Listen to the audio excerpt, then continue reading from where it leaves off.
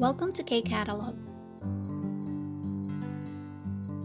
Level 4 Unit 5, page 65 tayo ng textbook. Nasa Malhagi application part na tayo, no?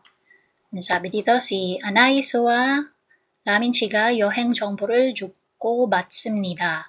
Pag sinabing 주고받다, ibig sabihin give and take. 주, from the word juda, give. Go, yan yung ating gurigo or go na grammar, which means and. And then, 받다, receive. Or take. Give and take sa English yung mas ginagamit na expression. Okay, so sabi niya, nagpapalitan daw sila ng 여행 정보, travel information. 다음 대화처럼 이야기해보세요. So 사비 niya, 나이스. 라민 씨, 요즘도 여행 많이 다니죠? 라민 씨가 블로그에 올린 여행 칼럼이 얼마나 재미있는지 몰라요. Yan. So sabi niya dyan, 라민, nagta-travel ka pa rin ng madalas, tama ba? Kahit na nowadays, sabi niya, no? Hanggang ngayon ba nagta-travel ka pa rin madalas? Parang ganun yung gusto niyan sabihin dyan. And then, sabi niya dito, you have no idea how fun or how interesting yung travel column mo. So, yung column na yan, column, so column, no? Kumbaga sa dyaryo, di ba, newspaper, merong sports column, meron tayong mga ganyan. So, anong part daw nung blog niya? So, yung sa travel column, ng blog daw na in-upload niya. Ayan. So, blog 올린. 올린 is to upload or post. O, diba? Blogger pala si Ramin. Okay. So, again, sabi niya, Anais, hindi mo lang alam kung gaano ka-interesting yung in-upload mo na, blog, dun sa travel column, dun sa blog mo. And then, sabi ni Ramin, 아이고, 고마워요. 혹시 여행 정보에 대해 궁금한 게 있으면 물어보세요. Sabi niya, ay, hindi naman, salamat ha, sabi niya. So, humble muna si Ramin dyan. Sabi niya, kung sakaling meron kang mga gustong malaman, anything that you're curious about sa mga travel information, 있으면, if meron, 물어보세요. tanong mo lang sa akin. 사비 ni Anais, 혹시 여행도 하고 문화유산도 공부할 수 있는 곳이 있어요? So, yun na yung niya, gusto niyang itanong kay Lamin. Kung sakali ba, meron bang lugar, okay, meron bang lugar kung saan makakapag-aral ka na ng cultural heritage, kumbaga naaral or natututunan mo na yung cultural heritage,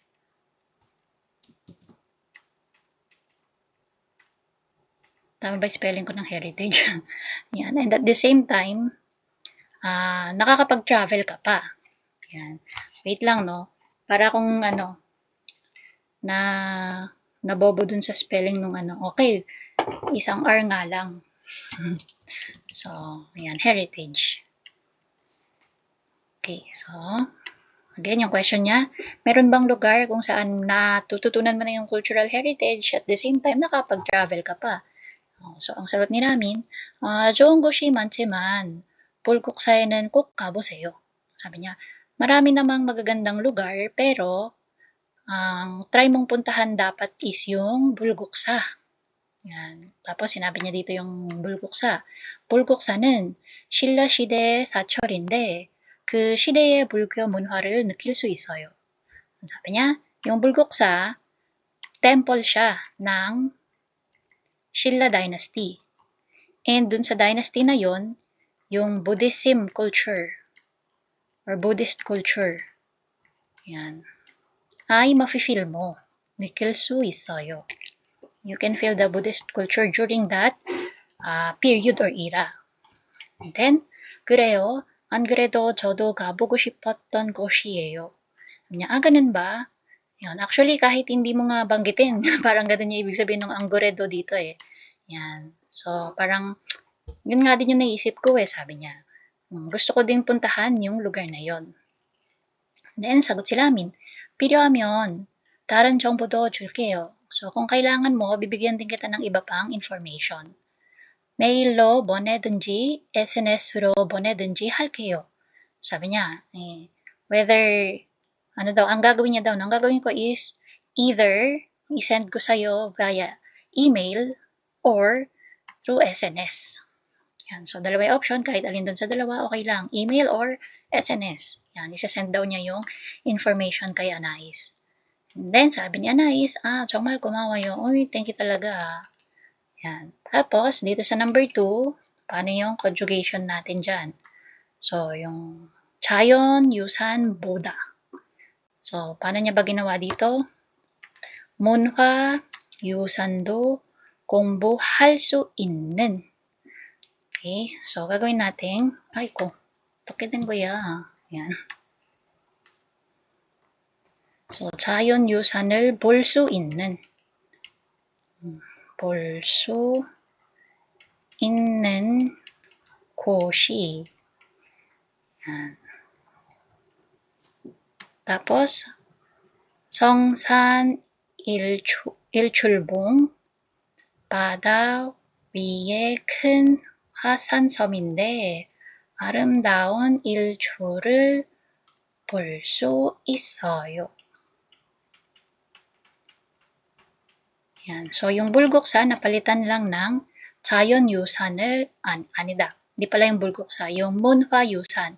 So, kung kanina, cultural heritage yung pwedeng matutunan, dito naman, pwedeng makita. Lugar kung saan pwedeng makakita ng 자연 유산. O, di ba pag 자연, natural, tapos 유산, heritage. Okay? So, meron bang lugar kung saan makakapag-aral ka na, ay makikita mo na, pag-view ka na ng natural heritage, yan, and at the same time, makakapag-travel ka pa. And then, yung sinuggest na nila namin, this time sa number 2, hindi na yung bulguksa, no? 성산 일출봉. So, yan na yung sinuggest niya. So, 성산 일출봉, yun yung nasa Jeju, no? Yan. So, sabi niya, 바다 위에 큰 화산섬인데. So, it is an, island na nasa ibabaw ng dagat. 바다 위에 큰 화산섬인데. Yan. So, volcanic island.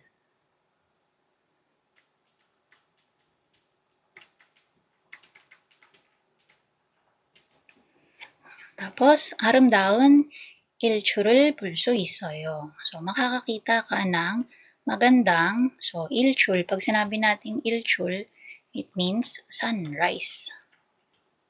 Yan. Diyan mo makikita yung magandang pagputok ng araw, no?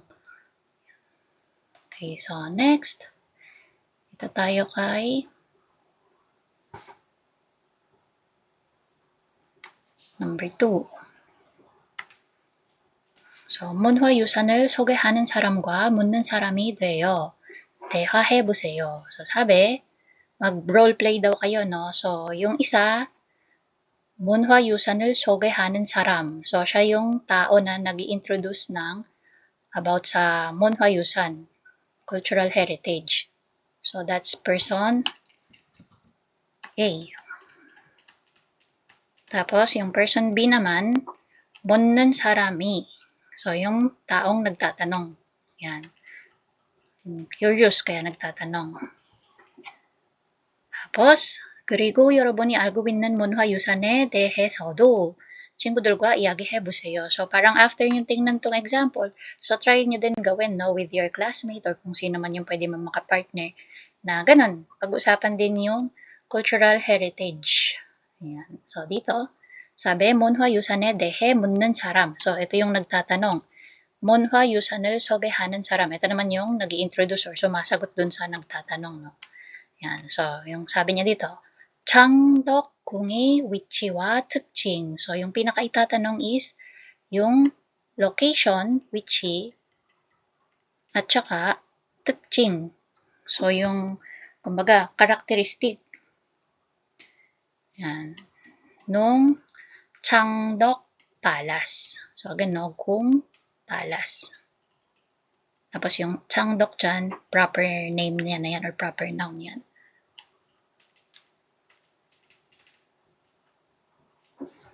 Tapos, yung isa pang sinasabi niya naman is yung Bengnom Dam. Yan. So, Bengnom Ande. Bengnok Ayan, Bengnokdami, Wichiwa, Tukching. Same lang, no? Location, kung saan daw siya makikita, and ano yung characteristics ng Bengnokdam. Okay? So, tingnan natin yung isasagot nung Sogehanen Sarang. Choson Shide, so ito yung sagot niya dito, no? Ano ba si Changdeok-kung? So, Choson Shide Kungwol. So, again, that's palace, royal palace. And then, 아름다운 왕실 정원을 볼 수 있다. Sabi, you can see the palaces of Joseon Dynasty. Yan. And at the same time, merong daw royal gardens. You can see, saan na yan? 아름다운 왕실 정원. Yan. So, royal gardens.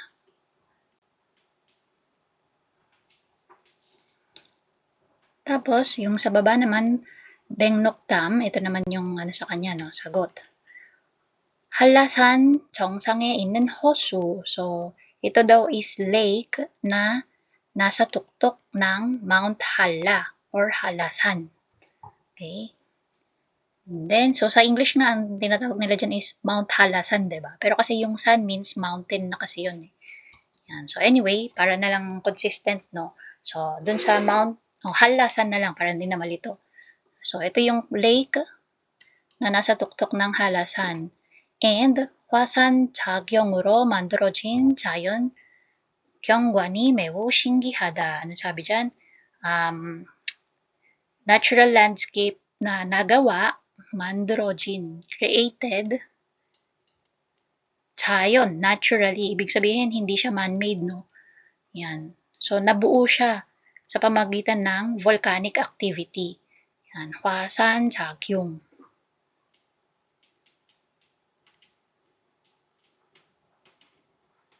So, parang ano, yung mga, ano natin, mga bundok na bigla na lang na-appear because of the pagsabok ng, ano, isang volcano, tapos biglang may nabuo na doon na parang, ano, lugar, ganyan. So, yun siya, no?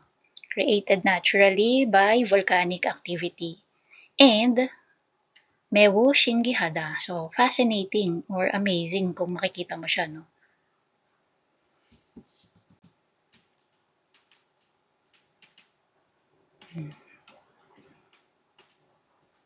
Then, so, yan. Parang magtatanungan lang kayo. 창덕궁의 위치와 특징은 뭐예요? So, yun yung sasabihin ng magtatanong. Tapos, ito na yung isasagot ng isa. 창덕궁은 조선시대의 궁궐 그리고 아름다운 왕실 정원을 볼 수 있는 곳이에요. So, ganun lang. Yan. So, next. So, ikaw, kung meron kang naisip na iba pang munhwayusan or cultural heritage, pwede mo siyang banggitin dito, no? And then, dito tayo kay Ilchul. Again, Ilchul, sunrise. Tapos, 화산 작용, volcanic activity.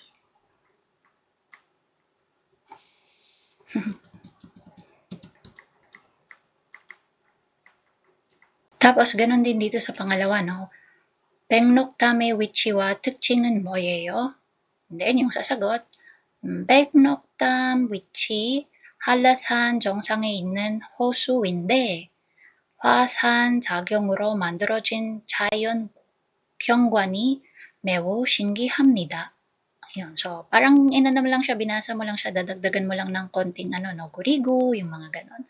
Inde, niyende, para hindi naman siya magmukhang lang talaga, parang binabasa mo lang. Okay? So, yan po yung ating application part, malhagi ng Level 4, Unit 5. And that's it. If you find this video helpful, please hit the like, share, and subscribe button. So I still hope to see you in the upcoming videos, and again, thanks for watching.